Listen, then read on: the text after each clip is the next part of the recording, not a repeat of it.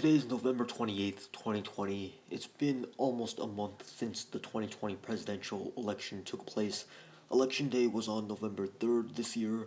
Earlier this month, November 3rd, election day took place, but the winner of the election wasn't declared until November 7th of this month, when Joe Biden was declared the winner of the election because he got the 20 electoral votes from Pennsylvania that put him over that 270 electoral vote threshold. So on November 7th, 2020, which was 3 weeks ago because it's now November 28th, 2020, Joe Biden was declared the winner of the 2020 presidential election. And one of the states that he won in this election, that nobody was expecting him to win, or almost no one was expecting him to win, was the state of Georgia. I was definitely not expecting Joe Biden to win Georgia. I thought Trump would win Georgia by at least a couple percentage points. In 2016, Trump won the state of Georgia by around 5 percentage points. And in the 2018 midterm elections, when Stacey Abrams was running for governor of that state as a Democrat, even when she ran a phenomenal campaign, she still came short of winning the position because she lost to Brian Kemp, the Republican who was running for that position.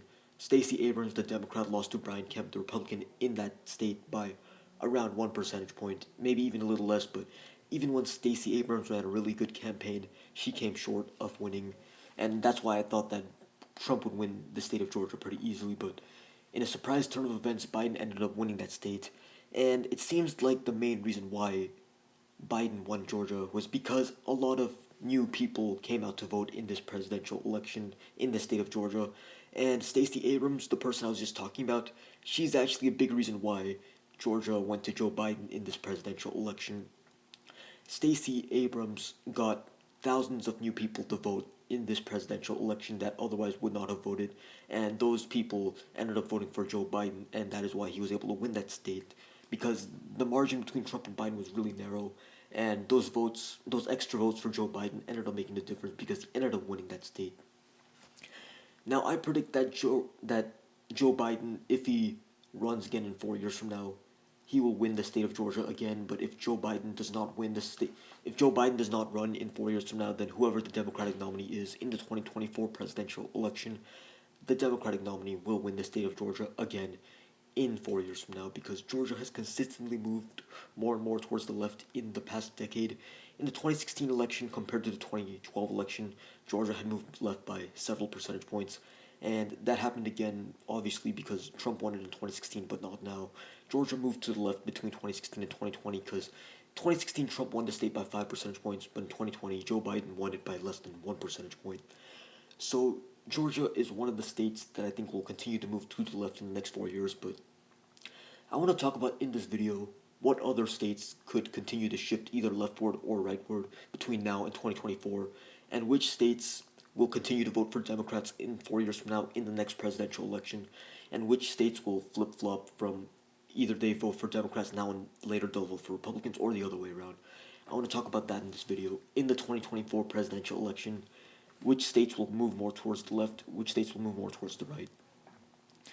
A lot of the states will stay the exact same. Like California, that's definitely going to vote for the Democrat in 4 years from now, no question about that.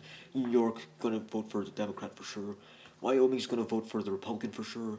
A lot of these states, we already know how they're gonna vote because they're they already favor one political party or another pretty heavily, to where 4 years isn't enough time to drastically shift the political makeup of that state. But there are some states that came pretty close in the 2020 presidential election, which could potentially flip in 2024 to voting for the other political party. One of the states that I think will move more towards the left between now and 2024 is the state of Arizona. Arizona narrowly voted for Biden in this presidential election, and I think that they will vote for the Democrats 4 years from now by a bigger margin. Arizona has consistently moved to the left in the past decade or two, because for a while it was a Republican stronghold. It was a state that Republicans could easily depend on to win in a presidential election. But I guess after John McCain passed away in 2018, he was like the icon from that state. He was that state's icon, basically. He had served in that state for 30 years in the Senate, and he even ran against Obama in the presidential election in 2008. As we all know, he lost the presidential election, but he had a lot of name recognition in that state. He was a very notable Republican senator from that state, and that may be one of the reasons why Arizona was a Republican stronghold for a while. But After John McCain passed away, someone had to fill his Senate seat, and one of the Senate seats, Kirsten Sinema won the election against Martha McSally for the Senate election in 2018, but the other Senate seat was filled by Martha McSally anyway because the governor was a Republican and the Republican appointed McSally to fill that Senate seat. But as you probably know now, Martha McSally will no longer hold that Senate seat next year because Mark Kelly won the Senate election against her. And all of these different elections are signs that Arizona has shifted more and more towards the left in the past decade. Like I said earlier in this video, Georgia is also going to shift more and more towards the left, I think, but let's talk about some states which I think are going to continue to shift more towards the right. One of them, I think, is the state of Florida. We saw that in the 2020 presidential election. Even though Joe Biden ran a much better campaign this year than Hillary Clinton did 4 years ago, Florida actually went to Trump by a bigger margin this time around than it did 4 years ago. One of the reasons for that may have been the fact that Trump officially said in this presidential election that his home state was Florida. 4 years ago in the 2016 election, his official home state was New York, but now it was Florida. But besides that, I also think it's the fact that a lot of older people are moving to Florida in order to retire, and older people tend to vote for Republicans more than Democrats. So that's one of the other reasons why I think Florida has moved more towards the right, and I think they'll continue to move more towards the right. So Florida used to be a pretty close state between Democrats and Republicans. It used to be a toss-up state for a while. That's the state that decided the Bush v. Gore election in 2000, as you probably know, came down to around 500 votes. Florida voted for Bush by only around 500 votes 20 years ago, and that's why George Bush won the election and not Al Gore 20 years ago.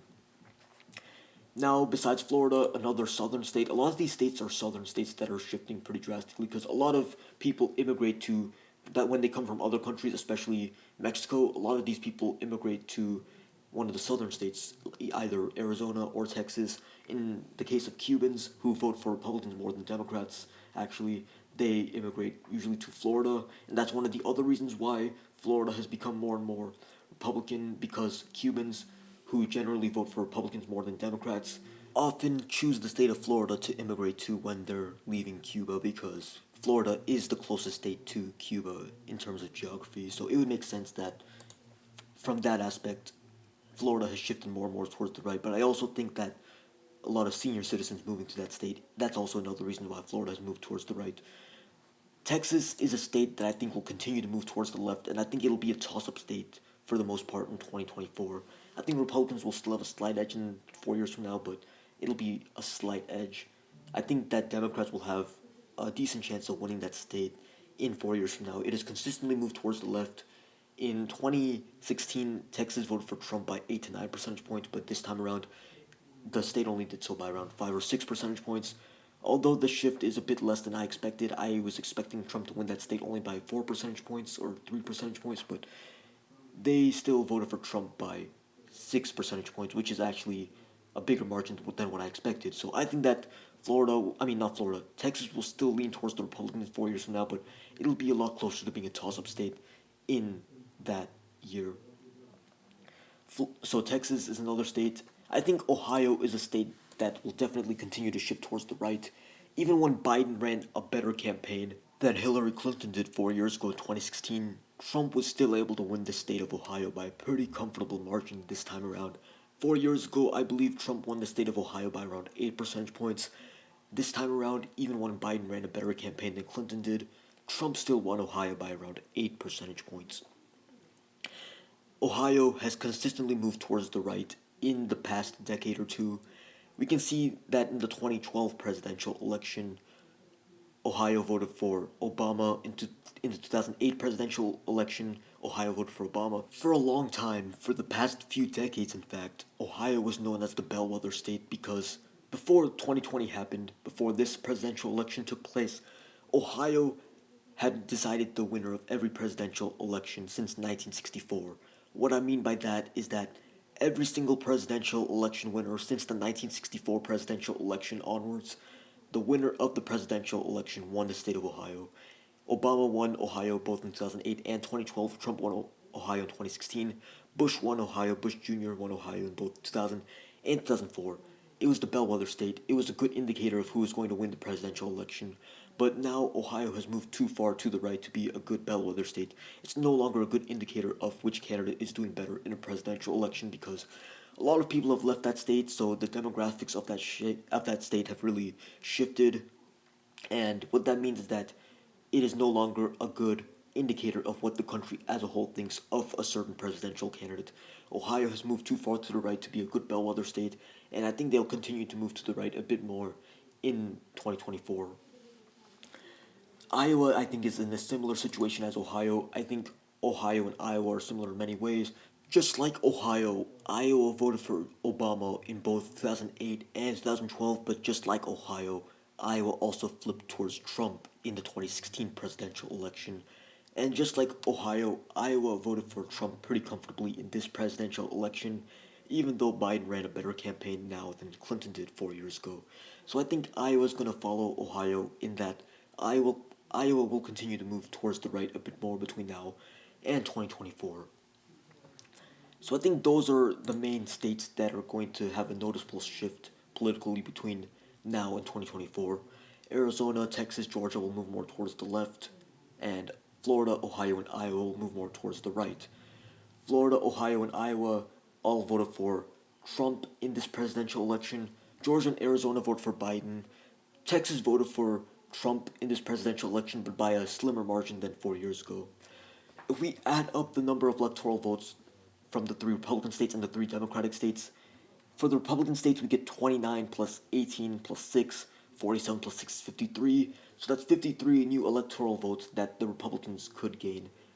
But if you look at the Democrats now, 38 plus 11 is 49, 49 plus 16 is 65.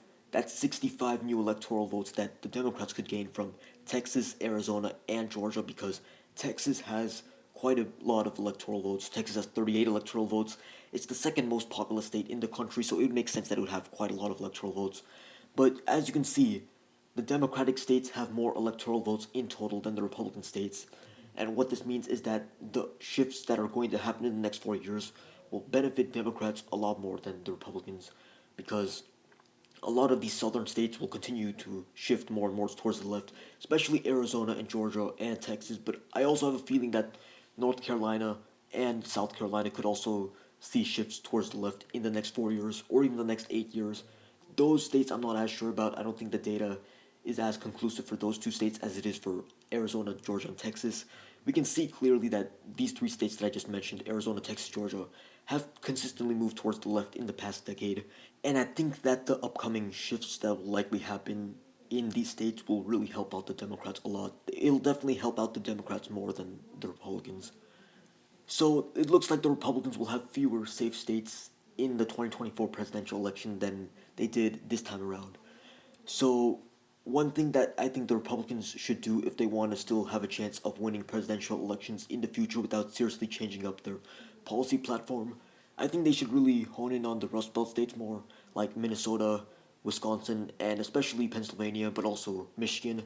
Those four Rust Belt states, Trump was able to win in 2016, but he wasn't able to win any of them in 2020. That's mainly because Biden ran a much better presidential campaign than Hillary Clinton did, and Hillary Clinton didn't pay as much attention to these Rust Belt states as Biden did, and that would make sense because Hillary Clinton didn't realize that those states would determine the winner of the presidential election, but Biden knew for a fact that those states would be important. So, one thing I would suggest to the Republicans if they want to still have a good chance of winning presidential elections, they should try to win those four states over in the Rust Belt to their side. Because Pennsylvania has 20 electoral votes, Michigan has 16, Wisconsin and Minnesota both have 10.